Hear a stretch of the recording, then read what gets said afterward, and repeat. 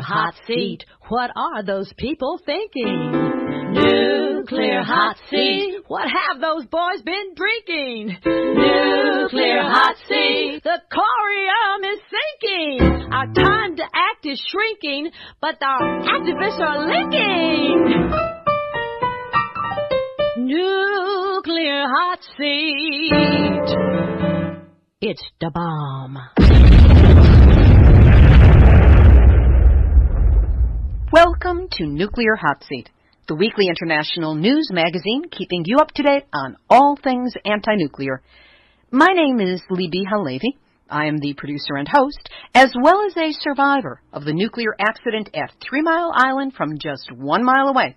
So I know what can happen when those nuclear so-called experts get it wrong. This week, we continue coverage of problems with uranium and possibly other radionuclide contamination in the central U.S. Ogallala Aquifer with an interview with investigative journalist Paul DeRienzo. And that interview was a wild ride. More information and more wide-ranging than I possibly could have anticipated. There's tremendous information about long-standing problems at waste control specialists in Andrews, Texas, in the Texas Panhandle, and insights ranging from the building of 3 Mile Island to Hanford waste storage to, well, you're going to have to listen, because this is one of the most evocative interviews I've experienced in all 4 years of Nuclear Hot Seat. We'll also receive our 7th lesson on social media super tricks, weekly quick tips on how to get the most out of your anti-nuclear online presence. Once again with the irrepressible Dave Parrish of Operation Save the Earth. This week, why we all must get over our fears of Google+. And there will be a progress report on the fix of the nuclearhotseat.com website. Yes, progress. It's being made. I'll tell you all about it. All that and our regular numbnuts of the week, activist shoutouts, and more nuclear information than every Kardashian in the world combined has ever heard. All of which will be coming up in just a few moments. Today is Tuesday, September 1st, 2015, and here is the week's anti-nuclear news. Last week, Nuclear Hot Seat reported on a study just issued by the University of Nebraska, which examined EPA and USGS data on over 275,000 water samples from 62,000 sites in the central and western United States. It found uranium contamination at levels 89 times the EPA maximum contaminant levels in 2 major aquifers in the central U.S.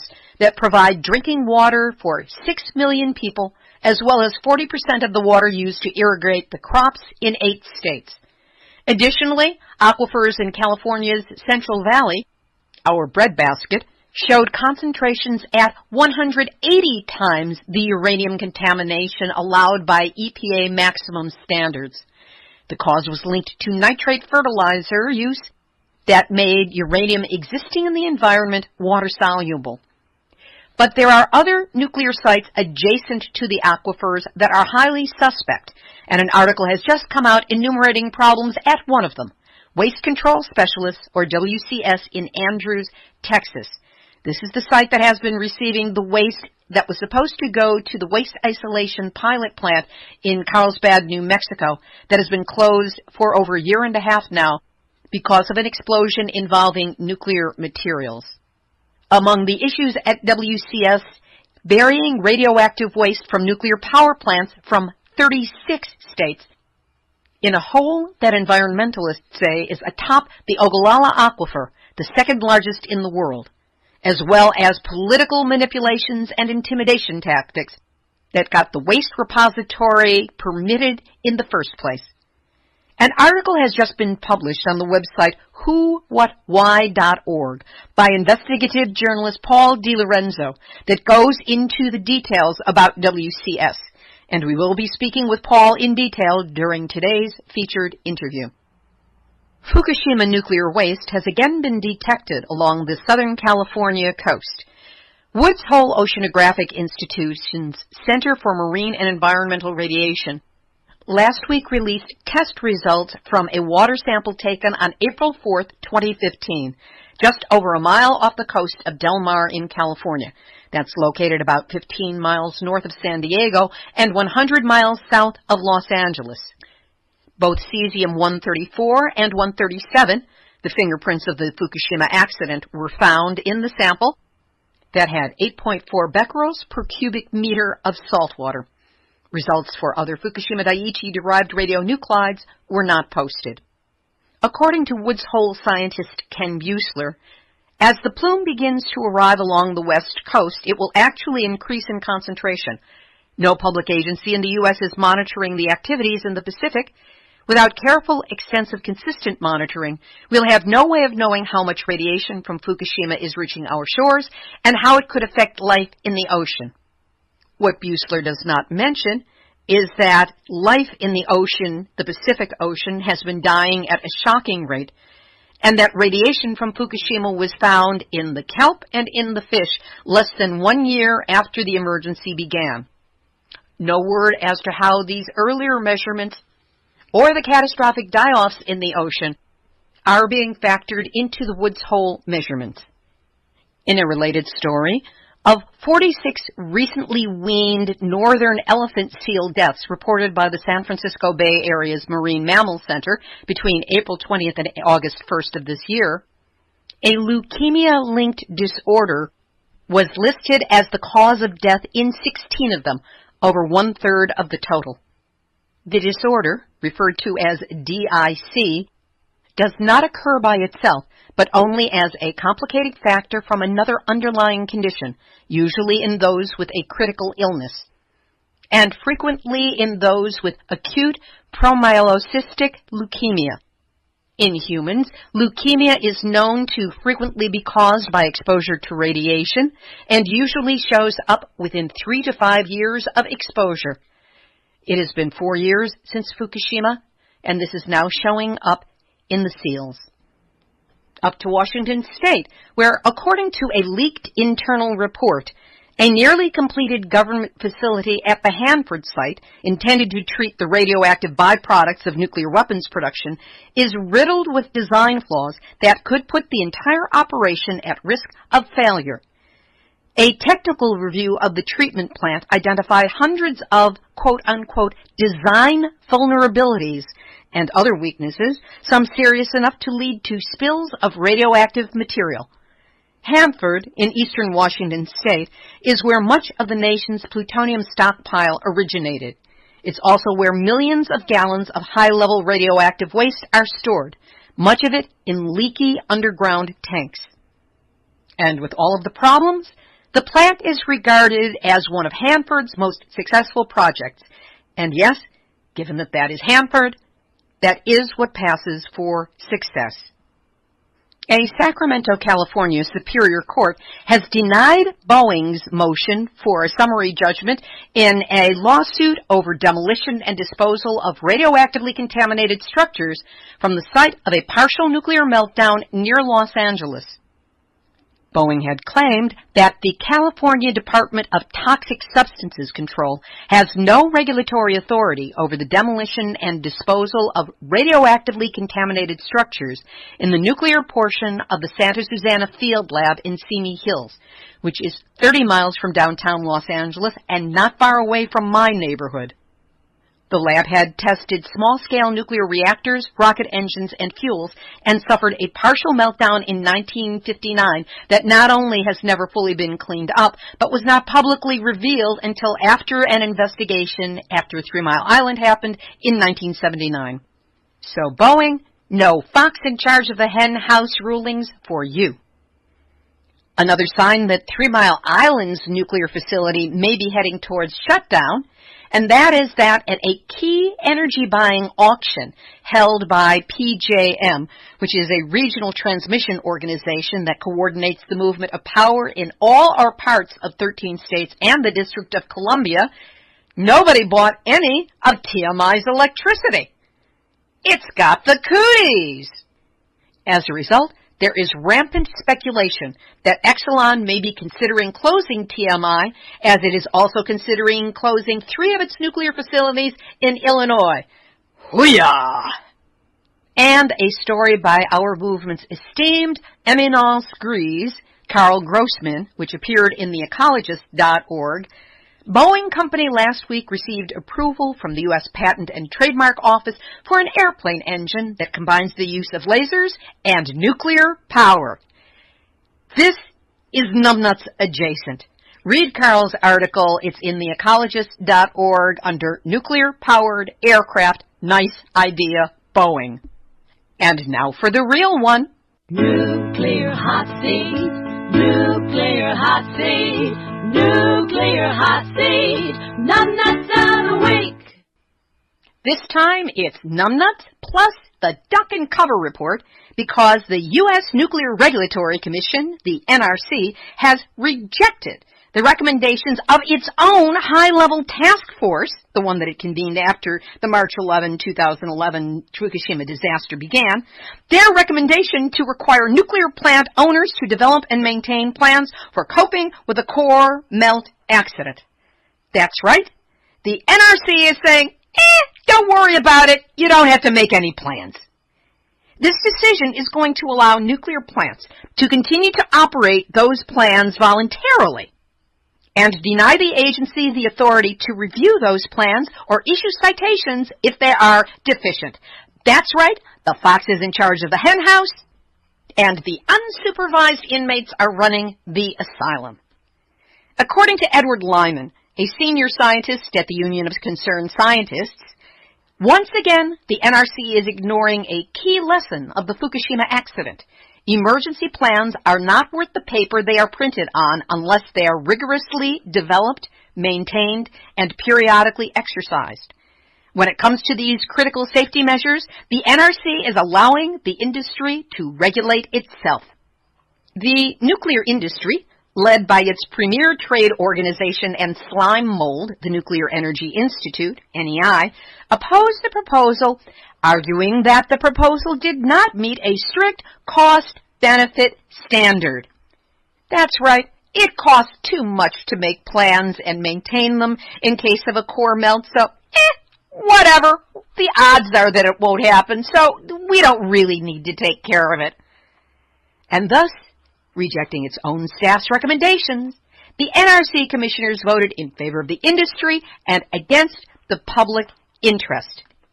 Obviously, they've never heard the axiom of emergency preparedness: hope for the best and plan for the worst. In this case, the worst is the Nuclear Regulatory Commission, which once again is this week's Nuclear Hot Seat, numbnuts of the week. Over to Japan, where radiation fears are growing as the government finds strangely deformed trees around Fukushima. The study shows that 98% of fir trees in a 3.5 kilometer or 2-mile area from the damaged facility have defects, including a splitting of the trunk of the tree into 2 parts and the lack of a tip, without which it cannot continue to grow. Shioya in Tochigi Prefecture is about 164 kilometers or 100 miles from Fukushima. And last Saturday, August 29, about 2,700 residents of the town, in an ultimate demonstration of NIMBY, not in my backyard, demonstrated to oppose the central government's choice of their town as a candidate site for the final disposal of some of the radiation-tainted waste resulting from the 2011 Fukushima nuclear disaster. The residents adopted a resolution urging the plan to be scrapped because the waste that is meant to be sent to them contains more than 8,000 becquerels of radioactive cesium per kilogram. In 2012, another city in Tochigi Prefecture, Yaita, was selected as a candidate site for final waste disposal, but the government was later forced to reconsider the decision due to fierce local opposition. Sounds like it's happening all over again. We'll have our featured interview in just a few moments, but first, the Nuclear Hot Seat website is in the process of rising from the digital ashes after its takedown a month ago. Oh my gosh, it's been a month. I've been promised a test version of the website to review later this week, and if it passes muster, we'll then get into the process of reloading all 219 episodes along with the supporting materials. To those of you who have already donated to the Nuclear Hot Seat website Fix Fund, I am tremendously grateful. We couldn't have gotten started without you. Work was begun with payment promised, but not completely in hand. We just put a down payment on it. As of now, we have raised close to 3/4 of the funds necessary for this improved, more functional, and completely enclosed in a nuclear containment-worthy vessel strength security site, so we never have to go through this problem again. Until the website is up, there's still an emergency landing page at nuclearhotseat.com where you can access download weeks for the last few weeks of shows. That's where you will also find a secure link. We made sure it was absolutely secure to be able to make a donation, either through PayPal or directly from your credit or debit card. As I said, we are almost 3/4 of the way to being able to pay for this website fix, so your donation is still needed to get us over the top. If you've ever thought of donating to Nuclear Hot Seat, don't wait for the end of the year. Now, right now, is the perfect time. Any amount is appreciated, and no amount is insignificant. Every donation, no matter the size, is a sign of your caring about the show, and it helps keep it and me going. Please don't wait. Go to nuclearhotseat.com to find the secure donate link. If you prefer not to donate online, you can email me for a snail mail address to send your donation. Know that I really am deeply touched, not only by the generosity of you, the listeners, but the notes of support that I have received during this time have been truly touching. They have moved me. So again, go to the truncated but still functional nuclearhotseat.com website, and whatever you can do to help, thank you. Sometimes I get lucky, and an interview surprises me in a good way, as this one surely did. I spoke with investigative journalist Paul DeRienzo, intending to focus on his recent, at that point not yet published, but it has been now, his recent story regarding the waste control specialist site in Andrews, Texas, which I cited earlier in this program. What I did not expect was the direction, or the many directions, that the interview took from the start, how it galloped off to reveal a wealth of unexpected historical information on the nuclear industry, specific build sites, and all kinds of other manipulations. Now, you're going to hear me struggling on more than one occasion to get the interview back on track until I realized that what was coming forth was much better than anything I could have anticipated or imagined, and so I just let the thing ride as I surrendered to the informational force of nature that is Paul DeRienzo. So fasten your seatbelts, because it is going to be an amazing ride. Paul DeRienzo, welcome to Nuclear Hot Seat. Thank you. First of all, give us a sense of your background as an investigative journalist. Oh, I've been writing about these kind of issues for many years, since I was basically in my 20s out of the University of Wisconsin, and I've been living in New York City, where I was born and raised, for many years. And when you say these kind of issues, could you be more specific? My father was one of the people who invented the nuclear power reactor. Oh. And so I grew up around nuclear power reactors. I grew up when they were being constructed, often visiting as a child, and I worked in high school summer jobs on 3 Mile Island and many other nuclear power plants. And my father, who's approaching 90, we have dinner every week, and he tells me stories from his storied career many times. So it sounds like you came from a very pro-nuclear background. Well, you know, he grew up in Brooklyn, next to the Brooklyn Navy Yard. During World War II era, he came to adulthood and was a little young for the draft, but felt that he had to do his part, because he missed the draft, And he worked in the defense industry, usually beginning with the Brooklyn Navy Yards. Working as a metallurgy, he became enamored with metallurgy. He went to Brooklyn Polytechnic, which is Metro Tech, part of NYU, and studied chemical engineering. When he left the school, he went on to work for various defense contractors, but became more and more interested in power generation. That seemed to be the future. And there was a lot of openings for young people in the nuclear area because it was just starting out. And he looked at it as a power thing and always felt that he chose power over defense. But I think years later, looking back, it was harder now to see the distinction. But it was a different era. He had some interesting early things in his career, and then he wound up going to Hanford, where he worked on building the emergency core cooling system of the N reactor, which was the first dual-use reactor in the United States that made both plutonium and electric energy, and it was the first large-scale nuclear power plant ever built. And he was 30 years old, and nobody knew how to build one. And they pretty much gave him the freedom to do anything he wanted. And he figured out how to build it without much help or assistance. So it sounds like with all of this nuclear background within the family, you would have been raised with a bias towards nuclear and supporting it, or is that not the case? Not the case. My dad, I was just talking to him yesterday, and he said he always saw nuclear power as a transition to something else in the future. It was never going to be something in and of itself because it's too expensive. It's too expensive to build nuclear power plants. Generating electricity from nuclear power plants is too expensive to use as broadly and widely as some people think it should be used.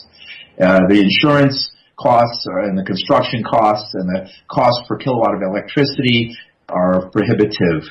But he felt it would have been a transitional time. And you have to remember that in the 1960s, in the United States, economic growth was similar to China today.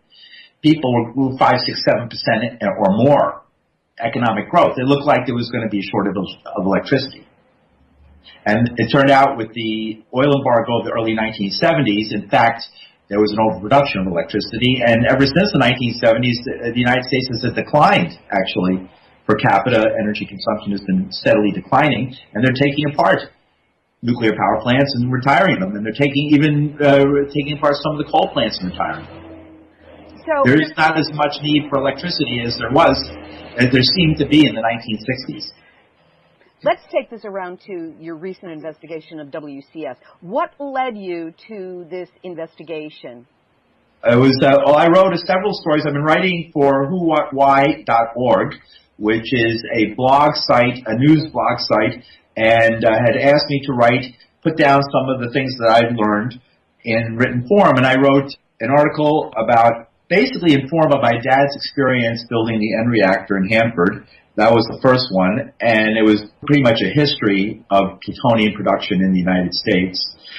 The second article that I wrote was about the explosion at the Waste Isolation Pilot Plant, or as Secretary Moniz has called it, the thermal event.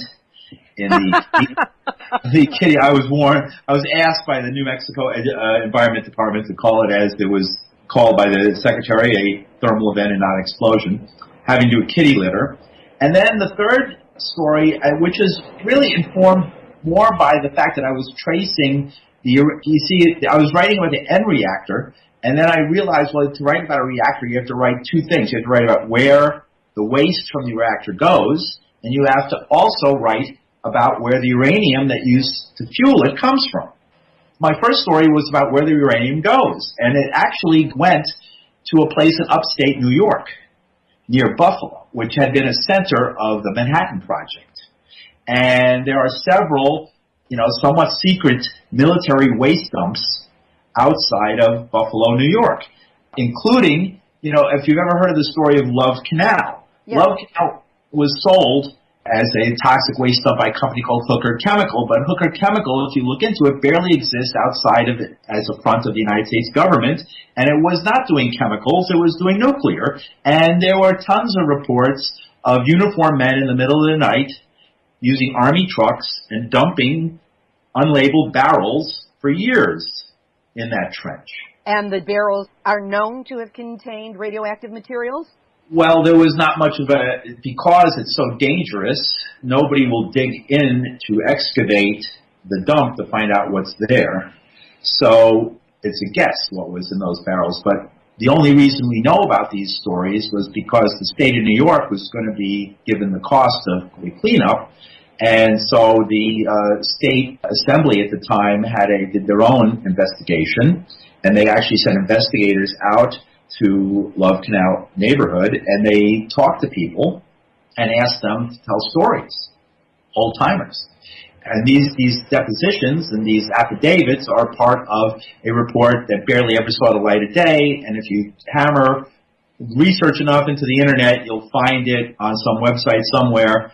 You know, it was Stanley Fink, member of the State Assembly in New York State at the time, who did it, and it never saw the light of day, the report. But I found the report and read it, and it was fascinating to read one after another stories from these old-timers who were patriotic Americans who really didn't know what was going on. They just said, how come I saw Army trucks backing up to the edge of that canal and guys in uniforms getting out and dumping unlabeled barrels in there night after night after night for years? Like, there's a lot of things going on. Love Canal was never really investigated. It was never, there's a couple articles were written about it. You don't see any books about it or anything. Very little is known about it. But 3 Mile Island, you'd think 3 Mile Island was a huge disaster, that was an accident and affected all these people. Look up books. No books were ever written about it. Very little investigation about it. Only one. It was by Mike Gray, and I was 1 mile from 3 Mile Island when it happened, so this has been a particular area of interest of mine. Right, there's very little known, and I know, listen, my dad designed 3 Mile Island. He designed 3 Mile Island, he designed its twin, which is over in New Jersey. Which one in New Jersey? Oyster Creek. See, 3 Mile Island 2 was really supposed to be Oyster Creek 2. And the reason it wasn't built was because the construction unions in New Jersey tried to shake down the electric company, GPU, General Public Utilities, and the president of the company was a former lieutenant commander in the Navy and top assistant to Admiral Rickover, wasn't the type of man who allowed what he considered mafia New Jersey construction unions to tell him what to do. So he moved the reactor to 3 Mile Island, and my dad warned him not to do it. He said it's dangerous to do that. It was built for the beach, and you want to move it to a mountain. And he said, you will move it where I tell you to move it. My dad left the industry soon after that. He wasn't going to go through that again. This is all tremendously fascinating and points to at least 3 other interviews I want to have with you. But let's bring this back around to WCS. The thing is, it's all one big story. It's one big story that traces back to the big nuclear test at Bikini Island in 1946. That's where these guys all started. Okay, but switching the focus for the sake of this program and this interview, let's go into the history of the site as you uncovered it, some of the political pressures that were placed upon the people in the area and why they were placed in order to get this site built in the first place. I talked to people who live in that community, and they were not all in favor of building a waste dump in Andrews, Texas. And some of the people there who were basically poor people, oil field roughneck, descendants, and people who worked in the oil fields, many would call trash or whatever, and they were good people. They knew the dangers of such a dump in their community, and they didn't want it. And they started working against it. But, as soon as Harold C. Simmons purchased the company, which was losing money, then, people like Kent Hansen, who was the only person ever to defeat George W. Bush in an election for his Congress, George W. Bush's first time he ran for office, and who is portrayed in the movie W by Oliver Stone, he, became a lobbyist for WCS. And once these people got involved, these big money people, and, Harold C. Simmons was the guy who financed the swift boat attack on Kerry, and he was the guy who owned Halliburton when Dick Cheney was the president of the company, a company that got $40 billion in contracts in Iraq, and was written about for its still mostly top secret activities in Iraq. He also tried to buy Lockheed, which is at the time the largest defense contractor in the country, but was frustrated in that. And he also bought the National Lead Company, which was accused and sued for lead paint and poisoning children with lead, and whose main lawyer was Gail Norton, who became George W. Bush's Secretary of the EPA. There's a $30 billion fund that is collected by the government. Many electric ratepayers, if you ever look at your electric bill and wonder what some of those charges that you don't understand at the bottom of your bill are, well, $30 billion from ratepayers and other sources have been collected into a fund to dispose of nuclear waste. And that $30 billion is just waiting for billionaires to make billions more. So that brings it around to Harold C. Simmons again. He died a couple years ago. Yeah, I know that, but what year was it that he actually purchased WCS? 94, 95, in the mid-90s. And one of the things that we've discovered here at Nuclear Hotseat is that initially it was shown that WCS was on top of the Ogallala Aquifer, but Harold C. Simmons was on the board of Texas Tech, and he went to them to say, why don't you do another geological survey of the aquifer and tell us where it really ends? And when the new maps came out, surprise, surprise, WCS was no longer on top of the aquifer. It was marked as about 6 miles away. Texas Tech University's chancellor was Kent Hance, who went on to be a lobbyist for WCS. So it's all tied together, and it was in everyone's best interest to fudge it around the edges. The community people, poor community people who didn't want it, were going to stop it until these people got involved. And then when they would go to the community meetings, all of a sudden there were all these, dudes hanging around saying, calling them the B word. And as one woman, Melody Pryor, told me, saying things my daddy would have punched him in the nose for saying to a woman. That kind of intimidation. Mm-hmm. And was there a threat of violence, or was there violence, or was it just the presence enough to...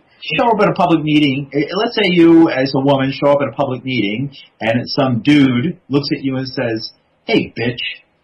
I happen to have a different attitude towards that, because I feel a bitch is a woman who must be doing something right to get somebody mad enough to call her that in the first place. This is what I was told was said.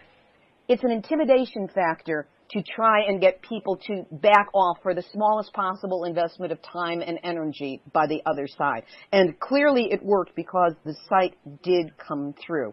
They would stand outside the meetings with signs, no bonds for billionaires, and the county had an election, and they went to the business people in the county, and they said voting against the bond issue would be bad for business, and the place is already depressed economically, so the business people were afraid. And the election still, the pro-bond people, the pro-WCS people only won by 3 votes. And yet on WCS literature, they incessantly say they have unanimous support. Well, of course, they're always going to play around with the wording, because that's one of the ways that they create the illusion of what it is that they're doing. So let's move this along. They got their license. They originally were allowed to take the waste only from Texas and Vermont. How did they expand to the point where they're taking the amount of waste that they're taking now? It was a compact between the state of Texas and the state of Vermont. WCS originally didn't take nuclear or radioactive waste, or low-level nuclear waste as they call it. It took PCBs. And a matter of fact, the PCBs came from the Hudson River here in New York. So there's a division going on between environmentalists in the Southwest and environmentalists in the Northeast. Environmentalists in the Northeast want nuclear power plants like Vermont Yankee decommissioned. It's been decommissioned, ripped down, and then its radioactive parts sent to the Southwest to be buried. The people in the Southwest, many of them, the environmentalists, don't want it there. So there's actually a division between environmentalists in the West and the East on this matter. And it was supposed to be a compact between Texas and Vermont, where Vermont would pay money to Texas in return for Texas taking its waste. The license was constantly upgraded and changed to now WCS is taking radioactive waste from 36 states around the country. And now they're asking to extend their license to accept high-level waste, which is spent nuclear fuel from nuclear reactors, which was supposed to go to the Yucca Flats in Nevada. But Yucca Flats will probably never take it, because the senator, Harry Reid, didn't want it in his state, and he put the kibosh on it when he was majority leader. And so they lost that. WIPP, Waste Isolation Pilot Plant, another multi-billion-dollar, highly engineered underground site. Who knows when that'll ever open after the thermal event that occurred. And so that leaves There's a couple of other private sites that can't take as much waste or are being closed down. There's a couple of, like Richland, Washington, there's a government site, and the people there don't want it up there, so there's fighting about it over there. So that leaves WCS as almost the only site in the country, really, that can take this stuff. And it's a failure of the highly engineered, deep underground facilities that were first proposed and sort of going full circle to just dumping it in a hole in the ground. What do you see as the dangers of the privatization of waste storage? Well, I look to what happened at Rocky Flats, Colorado. In Rocky Flats, where they were making plutonium pits, basically they were making the atom bomb triggers that go inside of a hydrogen bomb. And they discovered there was plutonium going in outside of Denver, and the plutonium was going into the water table, and they were finding plutonium in the water. And that's a violation of law. So the FBI opened up an investigation of a government nuclear plant, and they raided the place in I believe it was 89. And what's very interesting is in that FBI raid, there was fear that the security guards of the private company that ran Rocky Flats at the time would open fire on the FBI agents if they tried to enter this top-secret nuclear facility, which fortunately did not happen. And the company that ran it, and it's just not coming to the top of my, you can look it up, was fined $20 million, which is the largest fine in American history. And they had to close down Rocky Flats. So a private company running a nuclear weapons or waste disposal site that takes waste from all these different places, they're thinking in terms of profit. Now, what happens is that even if they do everything right, if it never leaks, if this pit in Andrews, Texas, is filled to the brim and capped and covered, then what happens after that is the state of Texas gets it. WCS is absolved of any responsibility from that point on. They can never be sued. Nothing can ever happen to them. And all future expenses, future leaking, which is inevitable, even the environmental department in Texas says it's inevitable that it'll leak eventually into the aquifer, into whatever's underneath. There's water there. Will be carried by the taxpayers of the state of Texas. This is a stunning array of information, and you've certainly pulled in aspects of this that I did not expect were connected with it. Now that you are on this story with WCS, where are you planning to take it from here? I guess what I'm asking is, where's your book? Because this is clearly much more complex than a single article can possibly cover. It's an interesting story because in some ways we like to demonize, and some of these people deserve to be demonized, because they're out for money and they don't care what happens to the people. But others, aren't so bad. You have to think, look up into the sky in 1936 and see the Hindenburg flying over Brooklyn with the swastika emblazoned on its tail and not be impressed by the technical abilities of our enemies, and feel that we have to have weapons to deal with them. As proper as that was, that's what people believed. In the end, it turned out to be wrong, But at the time, people felt that we needed nuclear weapons, or else other people would get them and use them against us. It turned out not to be true. It really didn't turn out to be true. And we then entered this brave new world. And somehow we have to deal with it. And I think I agree, my dad was right. It's a transition. Nuclear power was a transition at a time when it looked like growth was so fast that there was no way that traditional methods of electricity production could keep up. Those days are over. We don't need it anymore. We're not carrying, 6, 7, 8, 10% growth rates, and it's not going to ever happen again. So it's time to talk about wind and solar and energy conservation and entering a world where we don't talk about watts but milliwatts. Where we don't talk about megawatts, but we just talk about how we can conserve electricity and energy so we don't need to keep digging up uranium and digging up coal, and we can leave this stuff in the ground. You don't have to frack for gas. Fracking might even be more dangerous than all this radiation. Radiation, most of it, except for some of the really long-lived radionuclides, eventually dissipates. Some of these chemicals, the PCBs, they never dissipate. They might even be worse. And fracking also releases radium, which turns into radon. It's in the soil, right? As you know from the nitrate story and the fact that the uranium is in the naturally occurring uranium can be activated by mass agriculture. So then we're talking about mass agriculture, which uses too much energy and too much oil and the form of fertilizers and all these kind of things. Maybe we have to look at the whole way we live on this earth and maybe change the way to a more sustainable future. Given the massive impact of what we're discussing here and the difficulties of it, what actions do you believe would be effective for us to take now? Those of us who are motivated to do something, which includes a vast number of the listeners to this show, what would you suggest as the best steps that we could take? I think that what we have to do is become informed. And I think that, unfortunately, science and the science of nuclear power and nuclear weapons and radiation and the science of fracking and things like that, we have to become more intelligent and more educated and know. And we can't be afraid and fear this knowledge. I feel that the American educational system has to be revamped so that people can learn the thing, not learn in terms of what skills they can provide to corporate America, but learn in terms of how they can become thinking citizens and can make proper decisions. We're not teaching people the wrong thing. I'm a teacher. We're just not teaching them the right thing. And it's time to teach people how to be self-actualized people who can self-organize and not just turn them into roboticons. We're there to do the bidding of whatever the economy of the next generation is. We have to really start thinking and planning and deciding where we want to go, not just in our country, but the world, because the radioactive waste and pollution and carbon dioxide and all these things don't know borders.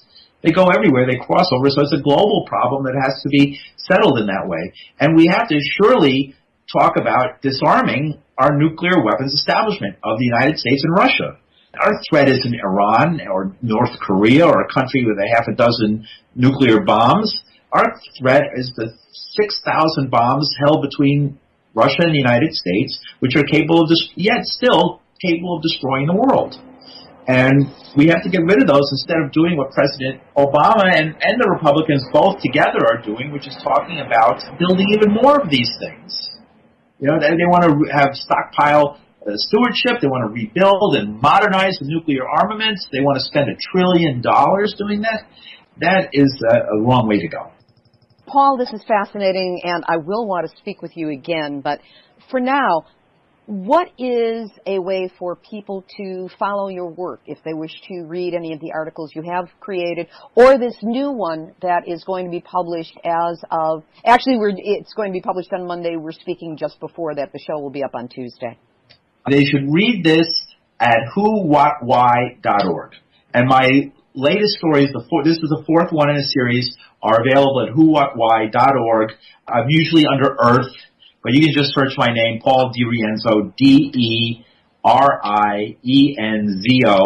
Google me. It's all there. I've been on RT, several shows about this, which is pretty much just talking about what you read in the articles.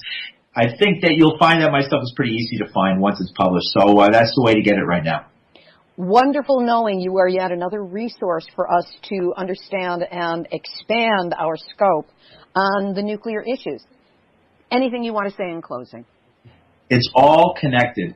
Nuclear power and nuclear weapons were founded by the same exact people at the exact time, and that the Atoms for Peace program that was instituted in 1954 by President Eisenhower was an attempt to try and soften the bad public image of Hiroshima and Nagasaki by saying there was peaceful, progressive ways we could use nuclear power.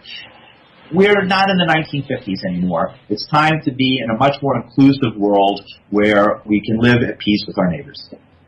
Paul DeRienzo, it was a pleasure to have you as my guest today on Nuclear Hotseat. Investigative journalist Paul DeRienzo. You can find his nuclear-related articles on the website whowhatwhy.org. Hopefully we'll have Paul back on the show before too long, and if I can just manage to interview his father. Time for another hit of online wisdom and advice from Dave Parrish of Operation Save the Earth. He's back with social media super tricks for activist number 7, Google+. Hey guys, it's Dave from Operation Save the Earth, and I'm here with part 7 of the 8-part social media super trick series. Last time we talked about the hidden powers of YouTube. One of the reasons why it's been so successful is because of the company that bought it in 2006, Google. The ubiquitous search engine has evolved over the past 20 years from its inception as a college research project into a multi-billion-dollar global interest. From your Android phone to mapping the world, Google has become the leading everything when it comes to the web over the past 20 years. And as the internet has evolved, so too have Google's algorithms, aka those search engine spiders I keep talking about. By incorporating an all-of-the-above approach, they've managed to dominate their space despite the controversies. But for all their successes, Google hasn't been able to make a dent in Facebook's status as the #1 social media site. When Google launched Google Plus in 2011 in a bid to compete, it was met with harsh backlash by Gmail users who felt put upon by being forced into adapting to the new social platform. Google Plus soldiered on, though, and over the past 18 months has finally started to gain traction with an interesting demographic: small business owners. By implementing tools on Google Plus for people to spread relevant and topical information like Google Hangouts, communities, and collections, Google Plus has repurposed the Facebook model for maximum exposure. And since Google loves Google, meaning Google products get priority in their search engine algorithms, what Google Plus affords us especially is unprecedented opportunity to maximize our message in ways that Facebook simply won't. As we covered in Part 3, Facebook not only has a propensity to downplay any trending related to #Fukushima, their algorithms only allow you to see and present only about 2% of what you should. Google Plus is not like that at all. Your reach can literally be 100 times what it is on Facebook with Google Plus. And if you augment your posts with pics and hashtags like we've talked about before, you will literally be serving up an all-you-can-eat buffet for those algorithm spiders. So here's your super trick for the week. If you shunned your Google Plus page before, give it another look. After years of sucking and not having much reach, new tools and powers have been implemented for you to start trending our message in ways you hadn't imagined before. Google Plus is evolving at a rapid pace these days, and even though it may not sport Facebook's 700 million daily users, we can fill up an awful lot of those 117 billion monthly searches with quality content about the fight for Fukushima. Tune in next week for our 8th and final segment where we tie all the social media elements together. See you next time. That was Dave Parrish of OperationSaveTheEarth.com and our social media guru here on Nuclear Hotseat. Dave hosts Fuku Friday Happy Hour Hangout every Friday at 4:30 Eastern, 1:30 Pacific on, strangely enough, Google+. Activist shout-outs, and this is for everyone. We are up against Ontario Power Generations and the Canadian government's adamant stance that they are going to be building a deep geologic repository for nuclear waste less than 1 mile away from the shoreline of Lake Huron, one of the Great Lakes. Despite opposition from cities, states, individuals on both sides of the U.S.-Canadian border, they have been pushing this forward and look like they're going to build this come hell or high water, both of which may be happening before too long. To that end, Kevin Camps of Beyond Nuclear last week sent out a comprehensive email, not only putting forth the issue, but all of the links necessary to comment on petitions and people to contact in order to try turning this around. For those of us here in the U.S., one of his strongest suggestions is to contact our 2 U.S. senators and our U.S. representative, which we can contact through the U.S. Capitol switchboard at, write it down, 202-224-3121. What you want to do is urge them to co-sponsor the bipartisan U.S. Senate Bill number 134 and House Bill number 194, which are resolutions opposing the Deep Geologic Repository, the DGR.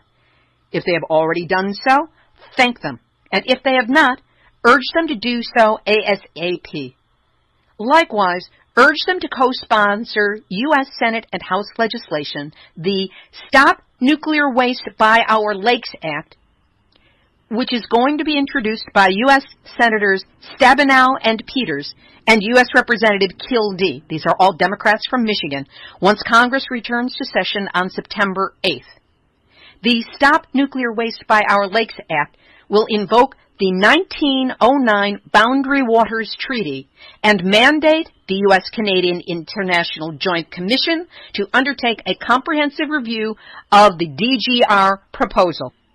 There are many other excellent suggestions in this email from Beyond Nuclear, which you can find by contacting beyondnuclear.org. And if you can't find it on their website, give them a call or send them an email and say, put me on your mailing list. I want this. It's a good mailing list to be on because their alerts and their information are excellent.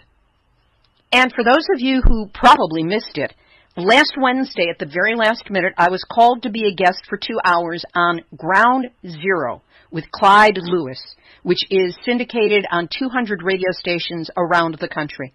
We spoke for 2 hours on all things nuclear, and I have to say he was one of the most professional, well-grounded, and well-informed interviewers I have ever experienced in mainstream media.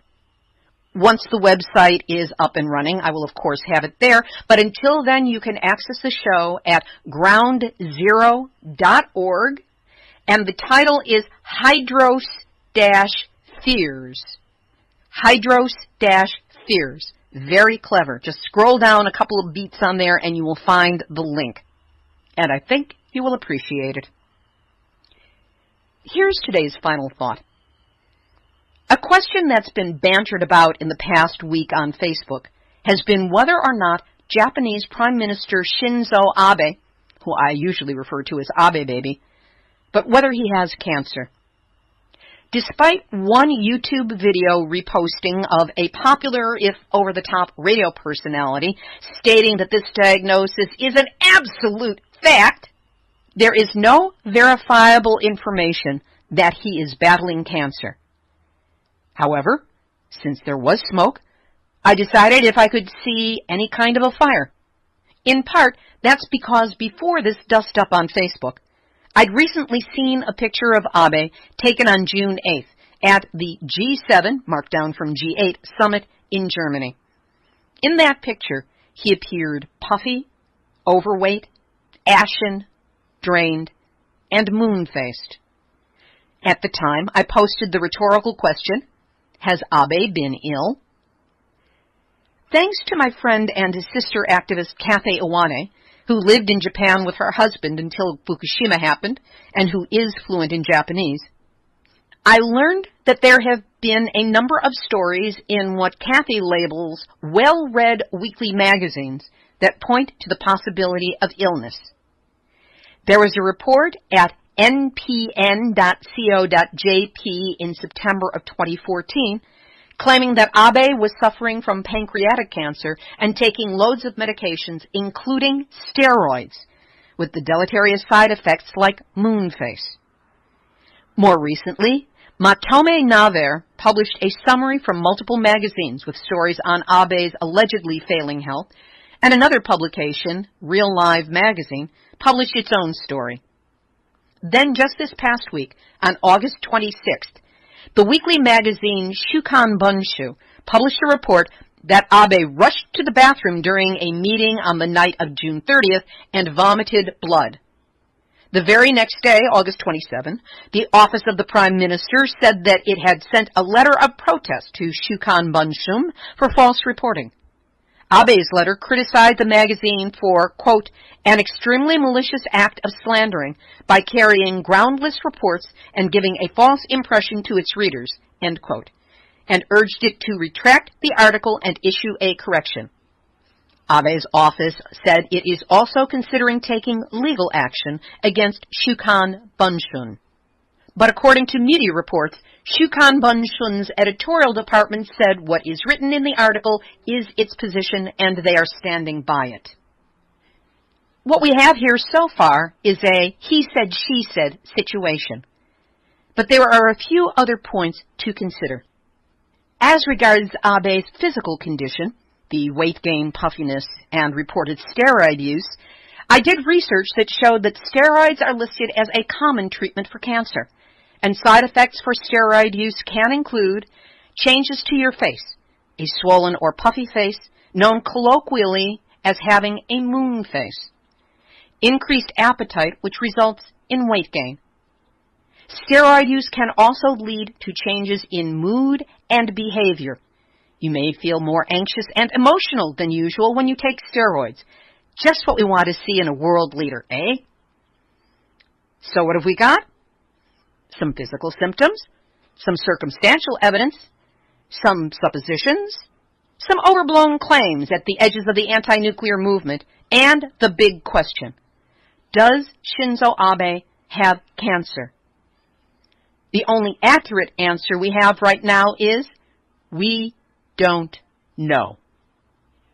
And if, hypothetically speaking, Japan's Prime Minister is suffering from cancer, would it make any difference?